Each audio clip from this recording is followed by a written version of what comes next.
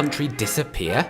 We've all heard the myth of Atlantis, the old empire that sank and got lost in the sea. But there are other ways for countries to stop existing. Let's take a look. Siam is an exonym, a name that outsiders gave to a place where an ethnic group lives. Heir to the kingdom of Ayutthaya, its people called their country Myang Thai. This is the only country in Southeast Asia never colonised by a European power. That's right, since 1949 it's been officially known as Thailand. But Siam still holds some mysteries. Age-old Bangkok, capital of Siam, and scene of a mystery regarding the gunshot death of its young monarch, King Ananda. Barely 5 minutes after landing on French soil, Alexander of Yugoslavia was dead.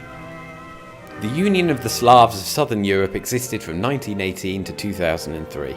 Yugoslavia started off as a kingdom across 2 world wars. However, after the Stoic resistance against the Nazis and fascists, Josip Broz Tito became the first ever elected president, and the kingdom became the Socialist Federal Republic of Yugoslavia. Tito held the republic together until his death in 1980. Communism was followed by nationalism and the abolition of the autonomy of its states. This led to a series of tragic ethnic wars that lasted over 10 years. Finally, after the gradual independence of its national states, Yugoslavia stopped existing in 2003. You may know that the big island in the south of India is called Sri Lanka. Since it was first colonised by the Portuguese in the 16th century, and later by the Dutch and the British, Europeans called it Ceylon. It gained its independence in 1948. However, it remained as a British dominion in the Commonwealth. Norfolk joins in the Crown Colony's independence celebration. The Duchess watches the Duke, accompanied by the Prime Minister and the Governor-General, raise the flag of the new dominion. Ceylon ceased existing in 1979 when its government repudiated its dominion status and became the Democratic Socialist Republic of Sri Lanka. The Soviet Union was born in 1922 and it stopped existing in 1991. It was a country that shaped the history of the 20th century, for better or worse, because it was not just another country, but one built under one ideology: communism.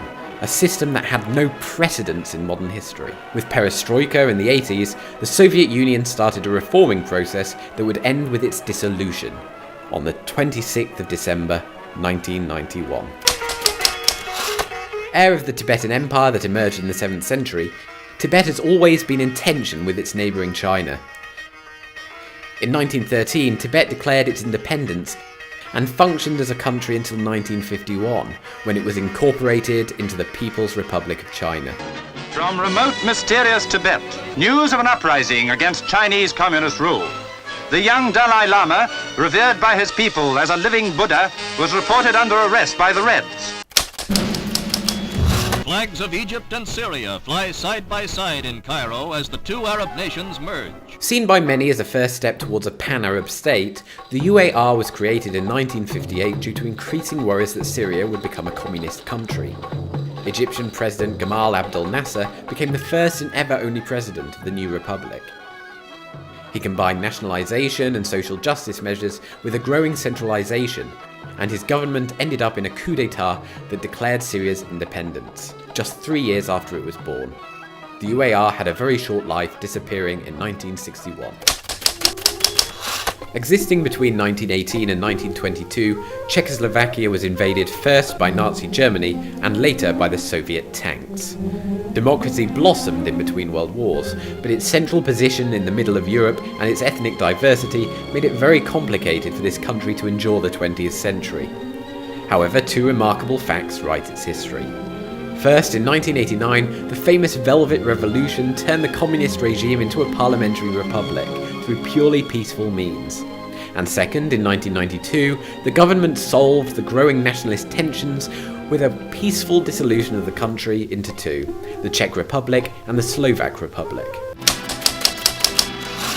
Berlin remained sharply divided, with no contact at all between Russians and their World War allies. Across wall and wire, East Germans glare at the troops of the West, and nobody seems to be any nearer to a solution of the Berlin problem. At the end of World War II, the Allies split Germany in 4, but soon in 1949, 2 sovereign countries were formed, commonly known as West and East Germany. For 40 years, the Berlin Wall drew an artificial division that became a focus point for the Cold War. It wasn't until 1990, with the unification of Germany, that these two countries stopped existing. Can you think of any more countries that no longer exist? Leave us a comment below.